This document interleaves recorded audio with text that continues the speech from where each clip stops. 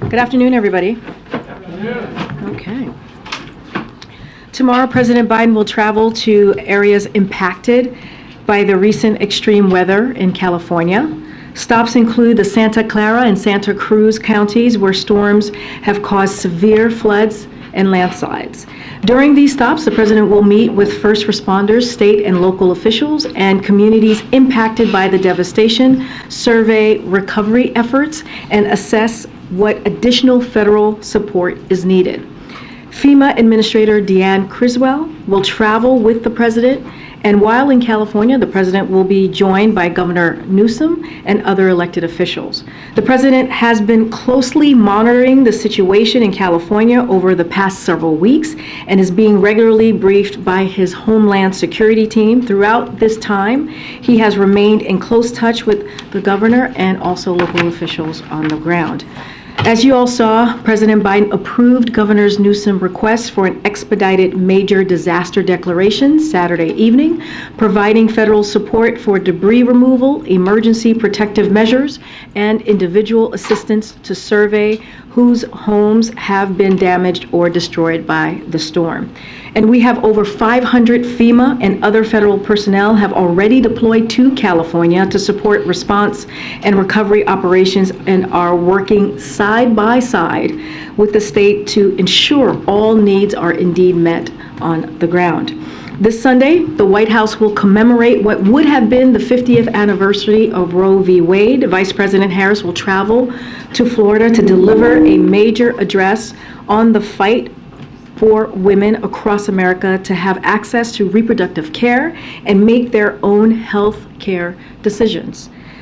50 years after the Supreme Court's 1973 decision in Roe v. Wade, ultra-MAGA Republican officials continue to push at all levels of government for extreme legislation rolling back women's fundamental rights, including a national abortion ban. At the state level, more than 60 anti-choice bills have been produced for the 2023 legislative session, including extreme proposals going as far as threatening women with felony charges for accessing care. In stark contrast, the president and the vice president remain committed to fighting these extreme attacks on women and expanding access to reproductive care however they possibly can. This Sunday, the president will speak about the fight to secure women's fundamental right to reproductive health care in the face of these attacks. She will talk about what's at stake for millions of women across the country, and most importantly, the need for Congress to codify the protections of Roe into law. The president and the vice president and a strong majority of the American people believe that women must be empowered to make decisions about their own lives and health care, and that those decisions should not be politicized or second-guessed by politicians. Unfortunately, that is exactly what Republican officials are doing in Congress. Despite the outcome of the midterm elections, in which millions of Americans went to the polls just across the country to protect women's constitutional rights and reject extreme proposals to sell out the middle class, we have seen House Republicans abuse their narrow majority to take aim at the very issues the American people care about the most. In addition to attacking women's health care, we've already seen House Republicans try and undercut the progress President Biden has made rebuilding the economy from the bottom up and the middle out. Today, we got our news of even more progress tackling inflation, bringing costs down for Americans. Both producer and consumer inflation has now fallen for about 6 months straight. And consumer spending remains strong, with retail sales in December about flat when adjusted for inflation. That adds up to historic progress. President Biden inherited an economic crisis and turned it into the strongest 2 years of job growth on record. The United States just hit the lowest unemployment rate in 50 years because of his economic plan. Again, his economic plan for the American people is indeed working. But as he is fighting to bring costs down more and ensure that middle-class families get a fair shake, House Republicans are advancing an economic plan that will take tax cuts for the rich, higher prices, and cutting cutting social security and cutting Medicare as well. Their very first vote of the new Congress was a bill to worsen inflation and tax welfare for the rich. They want to impose an unprecedented tax increase on middle-class families in the form of a 23% sales tax in order to provide even more tax giveaways to the super rich and big corporations. They're going to vote to raise gas prices and deprive Americans of relief at the pump, and they're threatening to kill millions of jobs and 401k plans by trying to hold the debt limit hostage unless they can, again, cut Social Security, cut Medicare, cut Medicaid. So on this last point, the president has been clear. He will not allow Republicans to take the economy hostage or make working Americans pay the price for their schemes to benefit the wealthiest Americans and also special interest. With that, I say this all the time, Josh.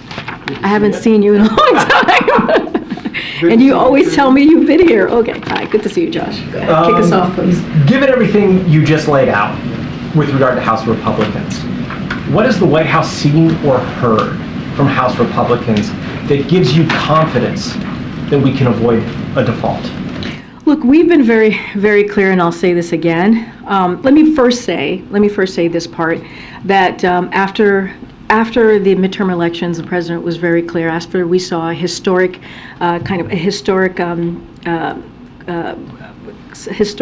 when it comes to a Democratic president in 60 years being able to have a successful midterm. When you look at what we saw in the Senate and we look at the red wave that never happened, the president said, the American people spoke very loudly and very clearly. They want to see us work in a bipartisan way. So the president wants to do that. He's looking to do that. But also, when you think about the debt limit, it is, we've been very clear. The debt limit has been something that has happened 3 times. If you look at just the last administration in a bipartisan way, it is something that should be done without conditions. We should not be negotiating around it. It is the duty, the basic duty of Congress to get that done. And so we're just not going to negotiate about that, because again, it was done under the last president. It was done 3 times, again, in a bipartisan way. There is no alternative to Congress' responsibility here to address the debt ceiling. Treasury makes millions of payments each day. Their system is built to pay our country's bills on time. It's not set to make the United States delinquent by paying our bills. There is a reason that Treasury secretaries of both parties, if you think about it and if you all remember, rejected this incredible, risky, and dangerous idea that has never been tried before. So it is essential for Congress to recognize that dealing with the debt ceiling is their constitutional responsibility. This is an easy one. This is something that should be happening without conditions. Just to make sure I understand, do you think House Republicans in this Congress see their responsibilities the way that you just outlined? They should. I just laid out why they should feel the responsibility. And I talked about this yesterday. I quoted the Chamber of Commerce said it would have catastrophic economic consequences. A former economist to Republican Senators Rob Portman, Marco Rubio, Mitt Romney called it a really bad idea and disaster. And in 2011, then Treasury Secretary Tim Geithner called it unworkable and harmful. It is the precedent has been for both parties to come together and to get this done. We are talking about the full faith and credit of our country. And then secondly, real fast, help us understand, given the frequency with which President Biden works in Delaware, what is the case against having visitor logs for his house? So I am going to refer you to the White House counsel. They actually addressed this. They answered this question that you are asking me, I believe, on Sunday, and I also believe the Secret Service put out a statement. So I would refer you to those 2 statements that came out from the White House. I'm actually going to go around. I got a lovely letter from Tamara Keith, your president of the White House Correspondents Association, and she asked that I go around, so I'm going to do that. Go ahead, Courtney. Thanks, Karine. I wanted to ask about the FAA issue last week with the ground stop that was called at airports across the country. When is the president expecting to receive an after-action report? So as DOT said, the issue was a damaged database file with no evidence of a cyber attack. So I want to be very clear about this. And you heard Secretary Buttigieg say that there is going to be an after action report. I don't have a timeline for you to share from here. I would refer you to the Department of Transportation, but this is something that we obviously take very seriously when it comes to the safety of Americans. That is something who are flying, something that we make a priority. When the timeline of the action report, I would refer you to the Department of Transportation. Also, this year Congress will have to reauthorize funding for the FAA. Is there anything that the president wants to see specifically in that bill that pertains to what happened last week? Again, that's something, as I mentioned last week, that happens every 5 years.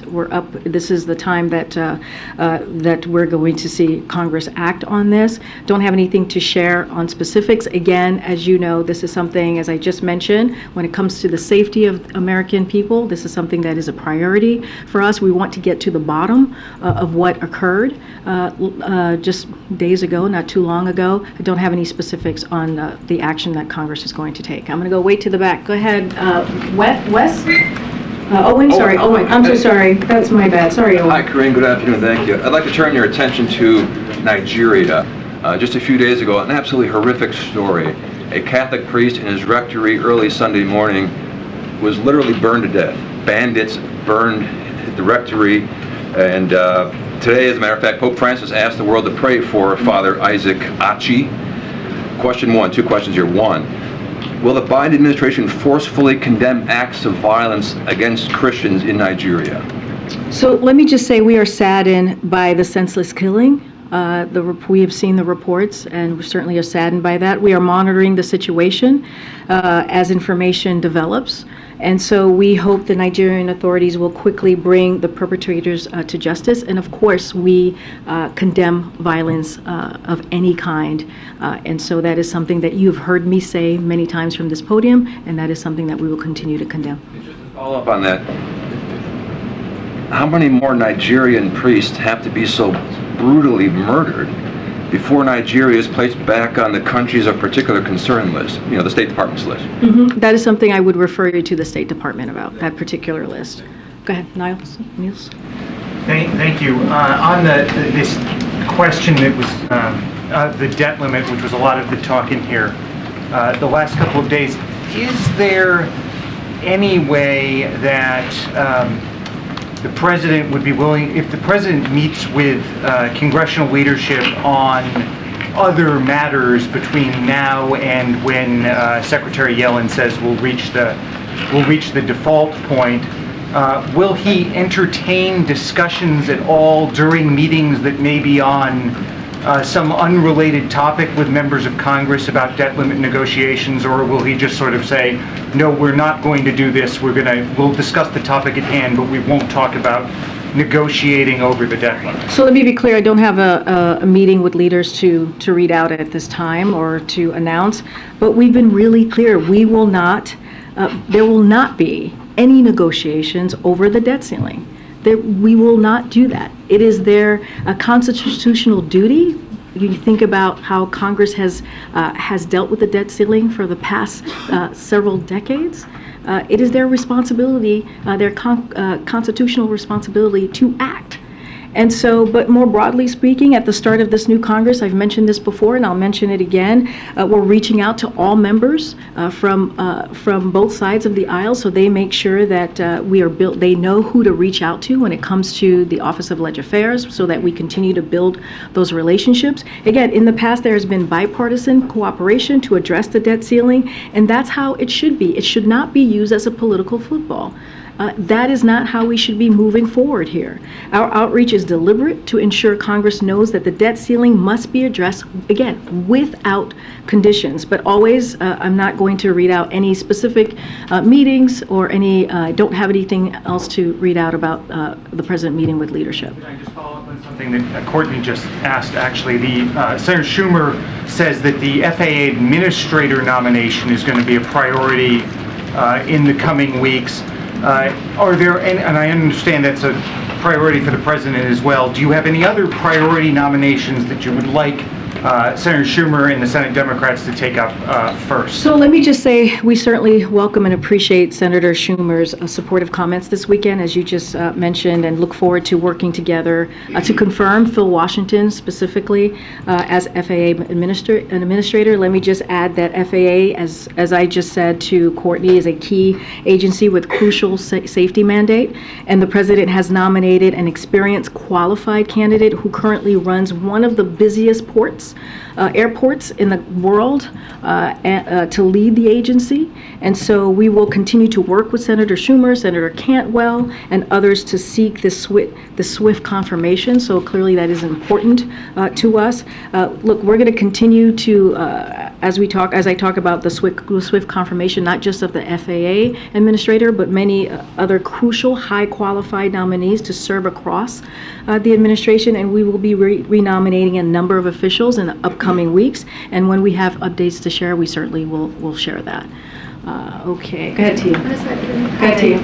You mentioned Vice President Harris is going to speak up on the anniversary of the overturning of Roe v. Wade. Is the administration going to announce any initiatives or policies for protecting abortion access, particularly to women who get their pills by mail?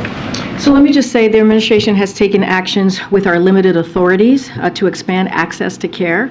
The president has issued 2 executive orders. You've heard myself talk about it. Jen Klein from the Gender Policy Council has been here to talk about the executive orders that the president has put forward. It is to safeguard access to abortion and contraception, ensure that everyone has access to health care free from discrimination, defend the right to travel across state lines for medical care, protect the physical safety and security of clinics, providers, and patients. And also earlier this month, the FDA announced an independent evidence-based decision to expand access to medication abortion through telepath and at pharmacies. But we've been very clear. The president has been very clear. The vice president has been very clear. The only way to restore the protections of Roe is for Congress to pass a national law codifying the right to choose. No executive action will actually deal with that the issue that I just laid out. We need to codify Roe, and that's what you're going to hear, continue to hear from the president and from the vice president. Don't have any other specific actions than what I just laid out. Okay, who else? Todd. Thank you. On the president's visit to the border last week, is there any follow-up, any new policies? Has he spoken with Governor Abbott to follow up on the governor's request? I don't have a conversation or a call to read out. I do want to say I've been asked about if we've seen an impact from what the president laid out a couple of weeks ago of what the actions that he was taking at the border. I want to say that we are seeing some impact. The numbers of migrants arriving from those countries are low, and we look forward to sharing more once we have more data to go off of. Additionally, the first individuals authorized to live and work legally in the United States under the expanded program started arriving just last Tuesday, within 5 days after the launch of the program. Hundreds more have been vetted and approved for travel and can book a flight to the United States to arrive on time. But I want to be very clear. Again, we need Congress to take action. The president has done what he can, from the executive, from the White House, but what we're seeing is Congress still refuses to act. The president is going to use every tools available, as you have seen him do these past 2 years, to manage a mass migration event impacting the entire Western Hemisphere. But just but not only just one city, right? We're seeing it just across the board. So he's taking the steps. He's going to continue to take this very seriously when we think about the border security. But again, Congress needs to act. Republicans need to act. And if they really care about this issue, this is an opportunity to reach across the aisle and work with us on this. Okay. Yes, ma'am. Oh my gosh. Go ahead.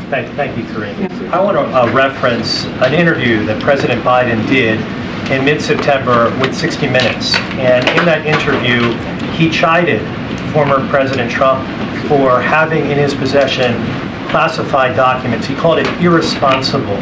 First of all, do you think it was proper for President Biden to comment on an ongoing DOJ investigation? So I'm going to say this, and I'm going to keep it really short today, as it relates to this particular issue, as it relates to an ongoing legal matter. I'm going to refer you to Department of Justice with that specific, as it relates to anything that you want to ask of us about this legal matter. I would refer you to the White House Counsel office. I'm going to leave it there. Not going to go into further. I'm simply asking you to comment on the person that you work for. I just commented. We're moving on. Go ahead. Go ahead. No, go ahead. I already answered your question. Go ahead. You really didn't. Well, I did. No, you didn't. Well, it's your opinion. It's your opinion. It's your opinion. That is your opinion. Go ahead. I have two domestic questions today. Sure. First of all, can you just walk us through the administration's rationale for wanting South Carolina to be the first primary state, and your reaction to the unhappiness we've seen from Democrats in New Hampshire? Look, we have addressed this. The Democratic National Committee has addressed this. I'm just not going to go any further to what we've already shared about this. So I'm just going to leave it to the statements that we put out just a couple of weeks ago on the process. I'm just not going to dive into the process from here. Okay, then let me ask about the document issue again. So I have to take another stab at it. But we don't know what's in these documents, but can the U.S. and is the U.S. working to reassure allies and partners that you can still participate in intelligence gathering and still be trusted with secrets? Are those conversations that the president is having right now, or that top of the administration officials are having, for example, Jake Sullivan in Israel? I'm going to say this. The president takes classified information seriously. You heard that directly from him. To classified documents seriously. You heard that directly from him last week. And I'm just going to leave it there. I'm not going to open this up for discussion. We have answered many questions as it is related to the documents. Any specifics that's related to this this review, this legal process, I would refer you to the Department of Justice. And any questions that you may have of us, I would refer you to my colleagues at the White House Counsel's office. So I'll leave it there. Okay. Go ahead, Joey. Go ahead. The president is scheduled to meet on Friday with a group of mayors. Can you just give us a preview of that meeting? How many mayors? What's on the agenda? What's the president's message? What does he hope to accomplish with this? So as you know, he's going to, as you just mentioned, he's going to meet with mayors, bipartisan mayors who are attending the U.S. Conference of Mayors. This is something that the president certainly is looking forward to attending and to interact with the mayors who will be here. Don't have any more specifics as the list. Certainly, as we get closer, we will be sharing a list with all of you and more information about the remarks that he will be giving. But again, it's going to be bipartisan mayors, an opportunity, as the president has said, and he has said during his Senate years as a vice president and as during the campaign and now as president, he looks forward to working in a bipartisan way and continuing to deliver for the American people. And that's what you'll probably hear from him on Friday. But don't want to get beyond that. Haryana, way in the back. I'm going to go way in the back. It's been over a month since the U.S.-Africa Leaders Summit take place, and I would like you to give us an update what have been done so far in order to accomplish all the agreements and projects that have been agreed upon during the summit. No, it's a very good question. Look, President Biden was very pleased with the summit and its outcome, including his personal engagement with many of his counterparts that week. The summit was an effective demonstration of our renewed partnership with the region's governments, business community, and civil society, as well as the broader African diaspora. The president and the African leaders worked together to define a shared global agenda and to set the stage for deeper cooperation and engagement in 2023 and beyond. So it was just the beginning, and we're truly looking to continue those conversations, clearly on the staff level, as we continue throughout the year. One quick question on the classified documents. How the president is feeling? Is he worried about those documents that were found, or did he somehow regret to what he have done with those documents being found at his property? Is he worried about that? First, I'm going to repeat what I just said moments ago. He takes this very seriously when it comes to classified documents, when it comes to classified information. He was unaware that the documents were there. You heard that directly from him, from the president. Twice he spoke to this just last week. And his team is fully cooperating with this process, with this ongoing legal process. Anything specific dealing with this issue, I would refer to the Department of Justice or the Special Counsel, and I'll leave it there. Okay, I'll come down. Go ahead, Mayor. Thank you, I appreciate it. The White House today put out this really sharply worded statement about the committee assignments, the oversight committee assignments. Marjorie Taylor Greene, Representative Gosar, Representative Boebert getting these assignments on the oversight committee. The statement said, handing the keys of oversight to the most extreme MAGA members in the Republican caucus who promote violent rhetoric and dangerous conspiracy theories. Given this statement, does the White House view the oversight committee as even legitimate? So look, I've been very clear, and I just said this moments ago. The president intends to work with both parties in good faith, if they choose to, and make more progress on behalf of the American people. He has said this. We will continue to say this. But unfortunately, to your point, Mary, on some of these key committees, it appears that House Republicans have handed over the keys to the most extreme MAGA members of the Republican caucus. This is what we're seeing from the other side of Pennsylvania Avenue. These are members who have promoted violent rhetoric and dangerous conspiracy theories, including suggesting violence against political opponents, trafficking in anti-Semitic lies, and defending and downplaying a violent insurrection against our democracy. Many of you covered what we saw on January 6, 2021. And so Republican leaders should explain. They should have to explain. Not us. They should have to explain why allowing these individuals to serve on these committees and come clean with the American people about the secret agreements, the secret deals that were made with these extreme MAGA extremists that are currently in the House. And so that is something for them to respond to. That question goes to them. Sounds like you don't view the committee as very... I did not say that. I laid out what the president intends to do. I laid out what unfortunately, what the actions that they have taken, how unfortunate it is to basically hand over the keys to some of the most extreme people in the Republican Party, the MAGA, ultra MAGA Republicans, and what they've done.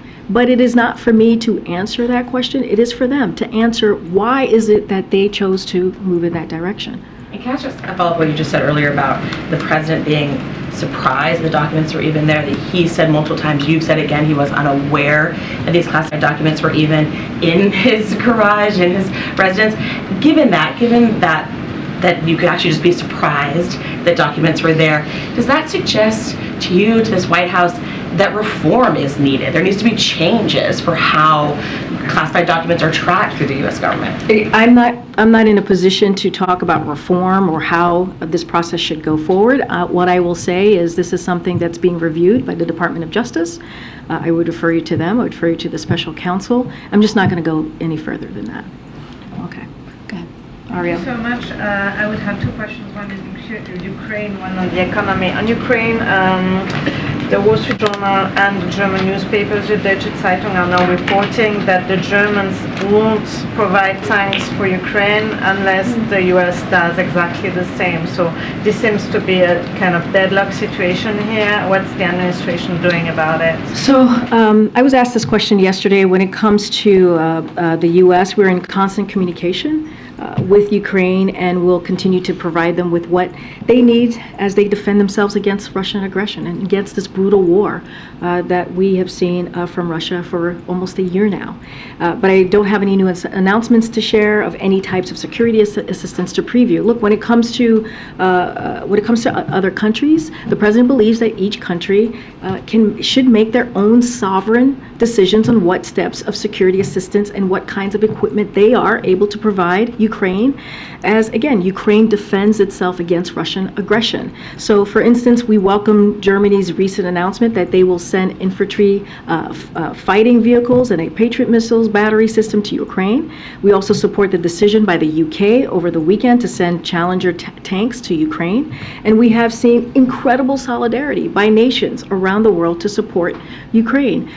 But it's not for us to speak to. That is each country's decision to make to make their own sovereign decisions on this. As it relates to the U.S., we have been, as you know, the largest provider of security assistance, of humanitarian aid. We will be standing by with the Ukrainian people and helping them in any way that we can to defend themselves until throughout this process. But I don't have any announcements to make at this time. Economy, the president has been quite optimistic in his latest statements about the possibility of a soft landing for the economy, but at the same time we also have massive layoff announcements like Microsoft just today. Is this a matter of concern for the White House? So that is something, as you know, that we watch closely anytime there are reports of Americans losing their jobs. President Biden knows firsthand the impact of losing a job and what that can have to your entire family. This is something that he knows and understands very well. I don't have a comment on specific moves announced by particular companies. As you know, we are very careful from here talking about private companies, but more broadly speaking, layoffs remain near record lows according to job openings data. We found out this week that 10 million new small businesses have been created since President Biden took office. I talked about this from this podium just yesterday. And similarly, third quarter GDP revision shows that the U.S. economy continues to grow and add jobs. We've also seen companies like TSMC, IBM, and Hyundai announce new investments doubling down on building technologies of the future like chips and AI and electric vehicles in the U.S. Companies across the economy are continuing to grow and invest in the United States. But again, of course, this is something that we watch very closely. Okay, go ahead, Sabrina. Thank you so much. And welcome back. Thank you. China reported that its economic growth fell to 3% last year and its population dropped for the first time since 1961. Is the administration concerned about China's relative economic weakness, and do you think that this raises the likelihood of an economic downturn in the U.S. and the global economy this year? So look, I'm not going to comment on how China handles its own economy, but what we are focused on is our approach, which has to ensure that the United States economy remains resilient, and that's the president's focus. And when we're talking about resilience, we're talking about resilience in the face of global challenges, and has helped spur a historic recovery. That is what we have seen in this president's first 2 years of his administration. We'll continue our work to make progress on reducing prices and investing in our infrastructure, manufacturing, and clean energy economy. And so we, of course, monitor all global developments and will continue to stay in touch with our partners, allies, and key market sectors, including China. As you have seen, Secretary Yellen is in China, and she's going to be meeting with China's Vice President on Wednesday, which is today. And so, again, she's there currently right now in China. And there have been more allegations about Congressman George Santos' misuse of finances. Of course, this is in addition to him fabricating key details of his background while running for office, prompting more calls from both parties for his resignation. Just wanted to check back in. Does the White House think he should resign?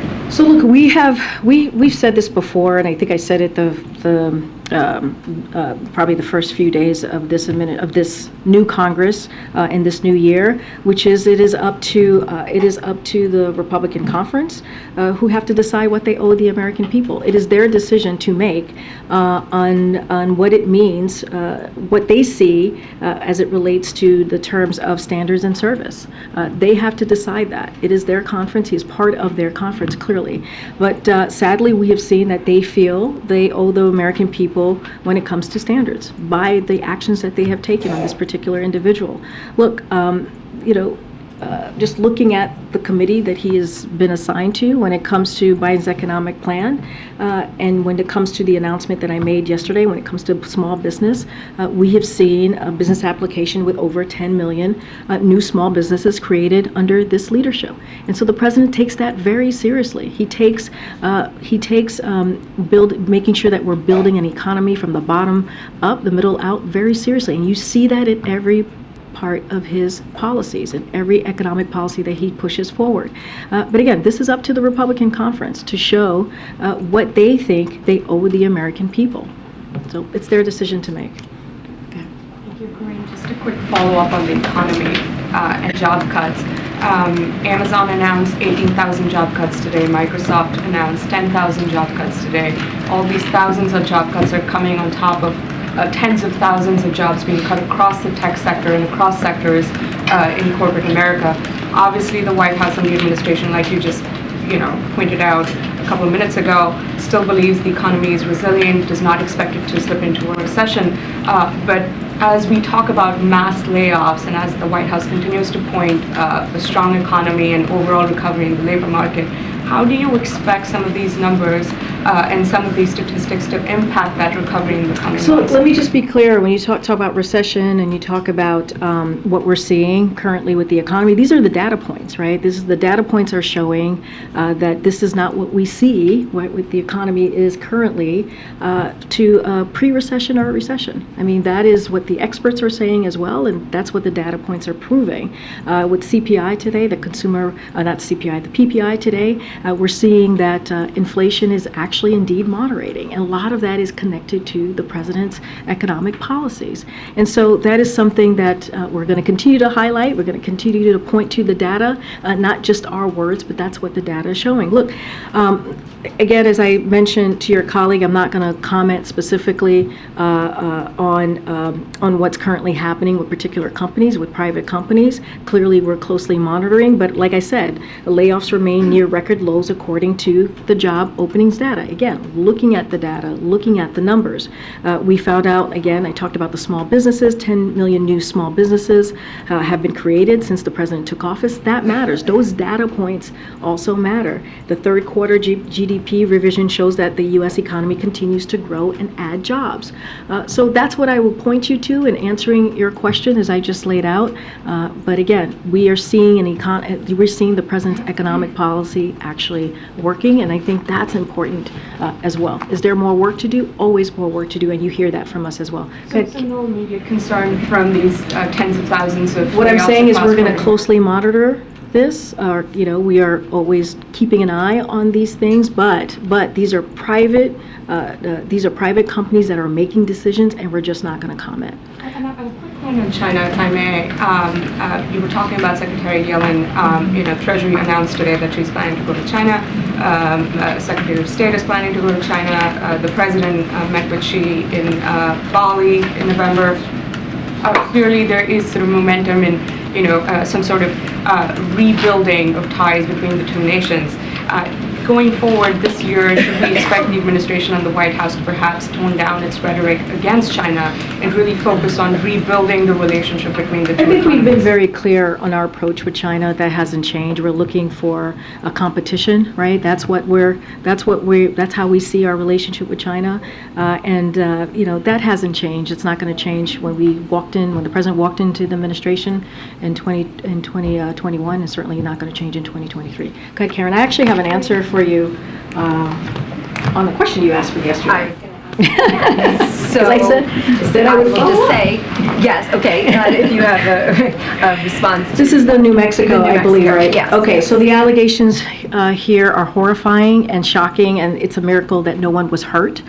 The president has spoken out repeatedly and emphatically about how our nation rejects violence as a political tool. That is a bedrock principle of our democracy. It is important for leaders in both parties to reaffirm that particularly as we've seen an increase in violent rhetoric and political violence like we've seen most recently, again, in New Mexico. This administration has also emphasized the dangerous ways in which conspiracy theories and disinformation can lead some individuals to violence. Again, we urge leaders in both parties to reject lies and conspiracies. And finally, let me add, it's worth emphasizing that those intending to use violence as a political tool often choose firearms to intimidate and inflict carnage.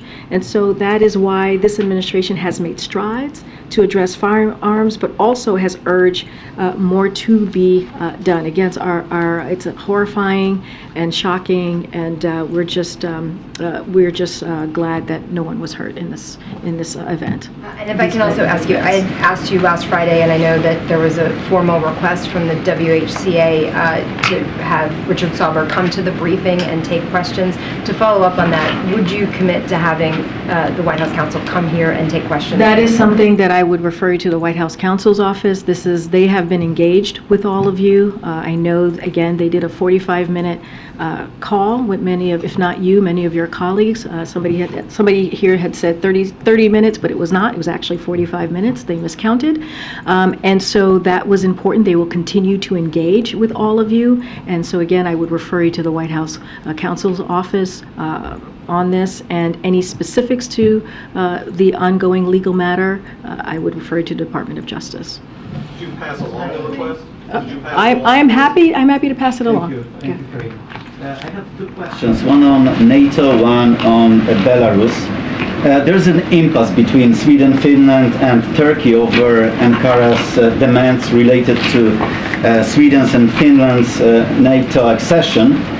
So I'm wondering if you consider those demands reasonable, and if not, does the president consider Turkey a reliable NATO ally? And the second question on Belarus, a trial of a prominent Polish Belarusian activist, Andrzej Poczobut, has started in Belarus yesterday, and he's facing 12 years in prison for just criticizing Lukashenko's regime. Can you comment on that, and is there anything that the U.S. can do to help to press Belarus on this? So let me just say that we do see Turkey as a reliable ally. So I'll answer that question that you just asked me. On anything specific about the agreement and what's currently happening, we would refer you to the Turkish government to speak on their own position. That's not something that I will do for them. I would not speak for them here.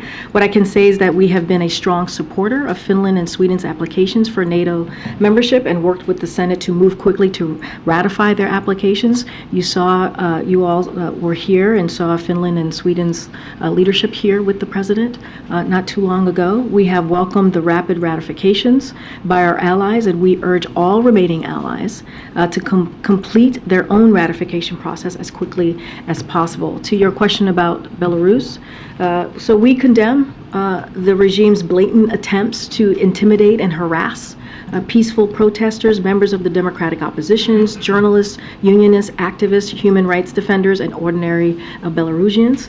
These politically motivated trials are just the latest examples of the regime's effort to intimidate and repress those who seek justice, respect for human rights, and democratic Belarus.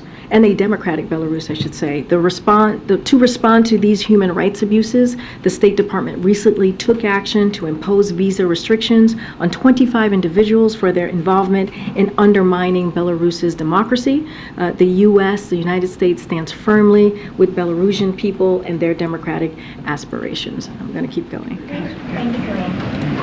Just to be clear, my question's about procedures here at the White House and not about anything specific related to the DOJ investigation. So I'm just wondering how this episode has prompted a review of the process in which staffers handle classified information. and how they are turned over to National Archives during a transition. And to be clear, I'm going to refer you to my colleagues at the White House Counsel's Office. They will be able to address that particular questions. I'm just not going to address something that is even related to an ongoing legal process. Why not? I mean, I'm having a hard time understanding why I just said questions about procedure. And I just said to you, the White House Counsel's Office will be able to address that question. Is President Biden satisfied with the current SOP of handling classified materials here and turning them over to National Archives? Again, I will refer you to the White House Counsel's Office. They are the people who would be able to answer that question about classified information. So just to be clear, from this point on, are you not going to be taking questions about the classified documents? I have been very clear over and over again. We are going to be prudent here. We're going to be consistent. This particular matter is being looked at. There's a legal process currently happening at the Department of Justice, and I'm going to refer you to the Department of Justice on any specifics to this particular case, and anything that has to deal with what we're doing here, I would refer you to the White House Counsel's Office. And let me remind you, this is not a new process here. We've been doing this for the past 2 years. Anything that is related to a legal process, a legal matter, we refer it to the Department of Justice. There's nothing new in our process here. Karine. Thank you, Karine. Since so many of our questions have been referred to the DOJ and to the White House Counsel's Office, I'm sure you can understand that we're in sort of an information blackout where DOJ refers us to the special counsel.